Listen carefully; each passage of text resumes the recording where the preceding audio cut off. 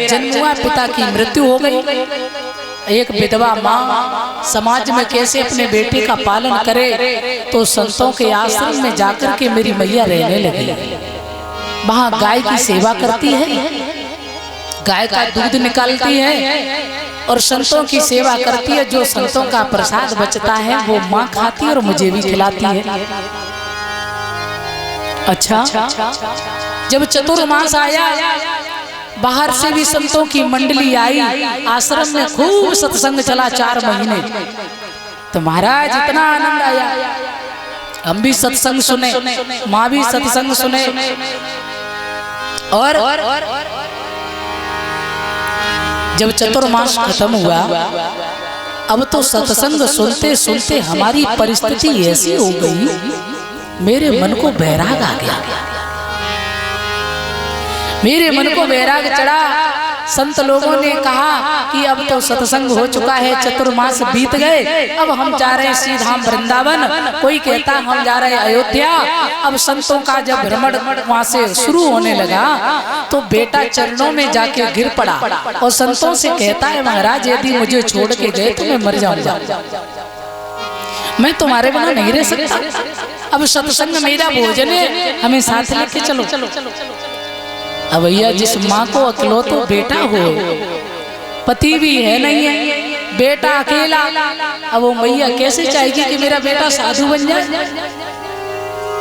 मैया संतों के चरणों में गिर पड़ी और बोली, महाराज अगर मेरे बेटा को ले गए तो मेरे बुढ़ापे की लाठी कोई नहीं, जे मेरे बुढ़ापे की लाठी है, महाराज इसे लेके मत जाना, इसके बिना मैं नहीं रह पाऊंगी। कहते हैं और मेरा नाम रखा संतों ने रामदास। हम तो थोड़ा भी इधर उधर जाए कि मैया चिल्लाने लगे, बेटा रामदास कहाँ हो, बेटा रामदास कहाँ हो। एक पल भी मेरी मैया आंखों से ओझल नहीं होने देती थी। क्या करें? संतों ने कहा, पुत्र मात्र देवो भव, पितृ देवो भव। माँ और पिता से बड़ा कोई भगवान नहीं है। आप तो एक काम करिए, जब आपकी मैया पधार जाए ना संसार से, फिर तुम हमारे पास में आ जाना, खूब भजन करना, अभी अपनी माँ की सेवा करो। संत चले गए, मैं माँ की सेवा कर रहा, लेकिन जिस समय मैं साधना में बैठता था, माला जाप करता था, व्यास जी से कह रहे हैं, बोले महाराज ऐसा सोचना नहीं चाहिए। एक दिन तो हम माला जाप कर रहे थे, ओम नमो भगवते वासुदेवाय, ओम नमो भगवते वासुदेवाय, और माला जाप करते करते मेरे मन में धारणा आ गई, क्या भगवान जी मेरी मैया जल्दी पधार जाए। हाँ, मेरी मैया जल्दी पधार जाए तो कम से कम भगवान के भजन को मौका मिल जाए। ऐसा सोचना नहीं चाहिए, लेकिन सोच लिया, भक्ति में बैराग में। एक दिन की बात है, माता गाय दूहने के लिए गई, काले सर्प ने माँ को डस लिया, माँ की मृत्यु हो गई। तो बेटा रामदास कह रहा है, मैं बहुत रोया महाराज, एक आंख से गर्म आंसू और एक थे ठंडे आंसू। अच्छा, क्या आंसू 2 प्रकार के होते हैं? बोले हाँ। जब बेटा मंडल टॉप आता है, बेटा अपना सर्टिफिकेट लेकर के आता है, बोले पिताजी माताजी, बोले आज मैंने मंडल टॉप किया है, मेरी शिक्षा इतनी अच्छी है, मैंने बहुत अच्छा नंबर प्राप्त किया है, मेरे स्कूल में, मेरा स्कूल छोड़ो पूरे मंडल में मेरा टॉप नंबर आया। तो माता पिता खुशी हो जाते हैं, कभी कभी खुशी में आंसू निकल जाते हैं। देखा है, ज्यादा अंदर से जब व्यक्ति प्रसन्न होता है तो आंसू निकल जाते हैं, वो आंसू ठंडे होते हैं।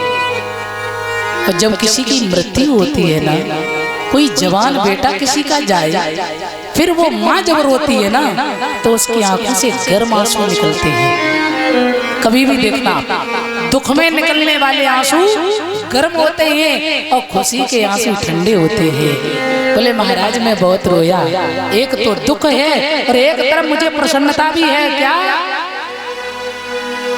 दुख तो ये है कि माँ माँ होती है, माँ के दिल जैसा दुनिया में कोई दिल नहीं। माँ की ममता बड़ी विलक्षण होती है। और एक तरफ मुझे प्रसन्नता हुई, अच्छा हुआ माता जी चली गई, खूब भजन करेंगे। महाराज मेरी मैया पधार गई और मैया के पधारने के बाद में मैंने अपनी माला हाथ में ली, सीधा जंगल में पहुंचा और उसके बाद में एक बहुत बड़ी गुफा जो थी उसके अंदर में गया, मजीरा हाथ में लिए और मैंने भजन शुरू किया भगवान का। भजन करते करते करते करते, ध्यान करते करते, चिंतन करते करते, एक बार तो ऐसा हुआ महाराज कि एक झलक भगवान की नजर आई, भगवान की मोहिनी मूर्त नजर आई।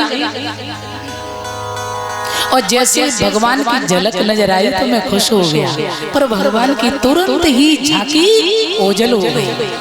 मैं तो रोने लगा, बोलिए प्रभु कहाँ हो, मैं आपके बिना नहीं रह सकते प्रभु, अरे मुझे छोड़ के मत जाओ। भगवान बोले बेटा मिलूंगा, लेकिन अभी समय बाकी है।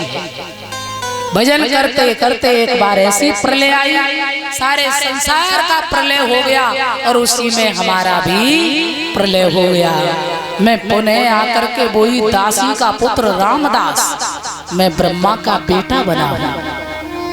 बीड़ा मेरे हाथ में है और 24 घंटे नारायण नारायण नारायण हरि नारायण हरि भगवान का भजन कर रहे। अरे व्यास जी महाराज, जब संत की कृपा से, संतों के आशीर्वाद से जब जीवन बदल सकता है तो तुम भागवत क्यों नहीं लिख सकते हो। 3 उंगलियां हृदय से लगाई देवर्षि नारद ने व्यास जी के और सारी भागवत का ज्ञान उड़ेल दिया। बोले ये 4 मंत्र की भागवत हम आपको प्रदान कर रहे हैं, अब आप जो है इसी भागवत को 1-2 नहीं 18,000 श्लोकों में विस्तृत करो। उसी भागवत को श्री वेदव्यास जी ने 18,000 श्लोकों में विस्तृत किया। गणेश जी को लेखनी पर बैठाला, व्यास जी बोलते जा रहे, धारा प्रवाह समाधि में हो जाते, बोलते जा रहे, गणेश जी लिखते जा रहे हैं। 18,000 मंत्रों में लिख के रख दिया। बोल गोविंद भगवान की। अब मन में ये विचार आया, अच्छा इतनी बड़ी भागवत, इससे सुनने का अधिकारी कौन है। मेरे भगवत प्रेमियों ध्यान रखना, बोले इसे सुनने का अधिकारी कौन है, किसको सुनाई जाए ये भागवत। तो व्यास जी समाधि में गए, अंदर से आवाज आई है, बोले इस कथा को सुनने का अधिकारी वही है जिसने काम और क्रोध जीता है। ये कथा भृगु ऋषि को सुनाई जाए, बोले भृगु जी ने क्रोध नहीं जीता है, भगवान के वक्ष स्थल पर पाद प्रहार कर दिया। बोले उन्होंने क्रोध नहीं जीता, तो बोले वो सुनने के अधिकारी नहीं है। कितनी बड़ी भागवत देखो, समझो। बोले विश्वामित्र को सुनाई जाए, बोले नहीं, क्यों, बोले उन्होंने काम नहीं जीता है, सारे जीवन साधना की और अंत में एक अप्सरा आई है और मेनका नाम की अप्सरा ने 2 मिनट में किए धरे पे पानी फेर दिया। इसीलिए कहते हैं सावधान साधना में सावधान, देखना इंद्रियों के न घोड़े भगे, इनमें हरदम ये संयम के कोड़े लगे, अपने रथ को उस मार्ग बढ़ाते चलो। ठीक नहीं है तो गंगा रोज गोता लगा, गंगा मैया तुम्हारा कल्याण नहीं कर सकती है। यदि केवल गंगा नहाने से कल्याण होता है जीव का, तो गंगा के किनारे जाने कितने गांव बसे हैं, जाने कितने भक्त वहां बैठे हैं। हमें तो लगता कि रोज गंगा मैया का दर्शन करते, रोज नहाते, तो सबसे पहले वैकुंठ तो उनको ही मिलना चाहिए जी, है ना, उनको मिलना चाहिए, क्योंकि वो रोज गंगा का दर्शन करते, रोज गंगा नहाते। है ही नहीं। गीता में मेरे गोविंद ने लिखा है, गीता में भगवान श्री कृष्ण लिखते हैं, ना भुक्तम चीयते जन्म कोट सतैरपि अवश्यम एव भुक्तव्यम कृतम कर्म शुभाशुभम। और पहले ही श्लोक में गीता में पहले ही पेज पे लिख दिया है, धर्म क्षेत्रे कुरुक्षेत्रे संवेता युत्सवः मामका पांडवाश्चैव किम कुर्वत सत्य। ये कर्म भूमि है, यहाँ जैसा करोगे वैसा भरोगे, वैसा मिलेगा। कर्म प्रधान है। अरे गंगा मैया तो पवित्र है, पर जीव के अंदर कितना विकार भरा है ये पता है? हमें तो लगता है सर से लेकर पैरों तक अवगुण ही भरे महाराज। वो हम गंगा से शरीर धुल सकते हैं, शरीर धुल सकते हैं गंगा से, ना कि कर्म बदल सकते हैं। और जब तक कर्म नहीं बदलेगा ना, तब तक गंगा नहाने से कोई फायदा। बोले पाप की गठरिया इकट्ठी कर लो, और जिस दिन समय मिले उसी दिन गंगा मैया में पट गया। हाँ जी, क्यों? बोले गंगा मैया को दिया, राम तेरी गंगा मैली हो गई, पापियों के पाप धोते धोते। प्यारे बंधुओं, गंगा शरीर धुल सकती है, और जब तक तुम्हारा कर्म श्रेष्ठ नहीं बनेगा, आप गंगा नहा के आए और घर आने के बाद आपने बुरा काम शुरू कर दिया, गंगा मैया क्या करेगी? फिर अपराध हो गए, फिर चले गए, फिर अपराध हो गए, फिर चले गए। हाँ, कभी नहीं हो सकता कल्याण। उस गंगा को नहाने के लिए कितनी चीजों की आवश्यकता है? नंबर 1 शरीर में बल, नंबर 2 जेब में धन, और नंबर 3 तैरना भी आना चाहिए। शरीर में बल भी है, धन भी है, दोनों चीजें हैं। अगर तैरना नहीं आ रहा है तो अंदर ज्यादा चले गए ना नहाने, बोले खूब गहरे गोता लगाएंगे सो खूब अब की बार गंगा भैया कृपा करेंगे, अब की बार अच्छा जन्म मिले, बढ़िया पुण्य में करेंगे, खूब गहरे जो डालेंगे। अब तैरना आता नहीं और चले गए बीच धार, तो आई लहर गंगा मैया की, गोविंदा ये नमो नमः बोल गोविंद भगवान की। प्यारे सज्जन, इसलिए उस गंगा में यदि डूब गए ना, एक वो गंगा है और एक ये गंगा है जिसमें आप लोग गोता लगा रहे हैं। ध्यान रखना अंतर कितना है। उस गंगा में यदि डूब गए तो मर जाओगे, उस गंगा में डूब गए तो मर जाओगे, और इस सत्संग रूपी गंगा में यदि डूब गए तो तर जाओगे। बोल गोविंद भगवान की, तर जाओगे।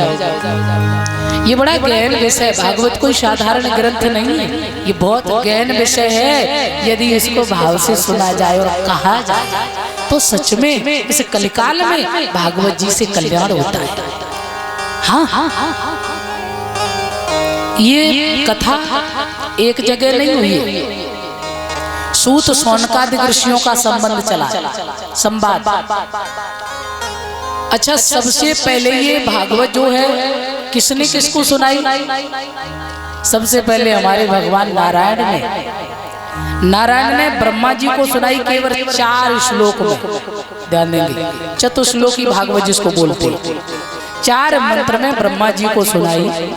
ब्रह्मा जी ने देवर्षि नारद को सुनाई, और देवर्षि नारद ने एक दिन दृश्य देखा। क्या? श्री व्यास जी महाराज जो है सरस्वती नदी के किनारे भद्र का आश्रम के पास में बैठे हैं, और व्यास जी को बड़ी चिंता है, चेहरा मलिन है। पाराशर जी के पुत्र व्यास नंदन नारद जी पहुंच के बीड़ा बजाते हुए, नारायण हरि हरि, अरे पाराशर नंदन आपके चेहरे पर मलिनता क्यों है? आपका चेहरा नीरस क्यों, उदास क्यों है? आपकी उदासी दुनिया को उदास कर देगी। अब तो परम भक्त हैं, क्या बात है? व्यास जी कहने लगे, कुछ मत पूछो। क्यों? मैंने 17 पुराण लिख दिए हैं, अभी भी हमको ऐसा लग रहा है जैसे मैंने कुछ लिखा नहीं। जैसे कोई विद्वान कोई रचना करे और उसकी रचना यदि समाज के लोग पास ना करें, कि कोई कभी कविता लिखे और वो समाज में गाए और उस कविता की विद्वान लोग सराहना ना करें, उसकी बड़ाई ना करें, अरे वाह बड़ी सुंदर कविता कही, यदि बड़ाई ना करे तो उस व्यक्ति का मन गिर जाएगा, उस कवि का मन नीरस हो जाएगा। क्यों? उसको लगेगा कि अभी मेरी कविता में कोई कमी रह गई है। प्यारे व्यास जी कहने लगे, महाराज मैंने 17 पुराण लिखे, महाभारत जैसा ग्रंथ मैंने बहुत कुछ लिख दिया, पर मेरे मन में उदासी है। हमको ऐसा लग रहा है कि अभी हमने कुछ लिखा ही नहीं है, ऐसा लग रहा है अभी कुछ बाकी है। बंधुओं, देव ऋषि नारद कहने लगे, भगवान हाँ आप तो एक काम करिए, क्या आप श्रीमद् भागवत जी की रचना करिए। श्रीमद् भागवत? अरे महाराज शरीर में बुढ़ापा है, भागवत की रचना कैसे हो? ध्यान देना, ये भागवत कितनी बड़ी चीज है, कैसे भागवत की रचना हो? बोले तो नारद जी बोले, अरे महाराज कौन सी बड़ी बात है, अरे संत की कृपा से जीवन बदल सकता तो तुम भागवत क्यों नहीं लिख सकते हो? अपनी पूर्व कहानी सुनाई नारद जी ने, और नारद जी बोले हैं व्यास जी से, मैं पूर्व जन्म में दासी का पुत्र था महाराज। ध्यान देना, दासी का पुत्र था और मेरे पिता बचपन में गुजर गए, मेरा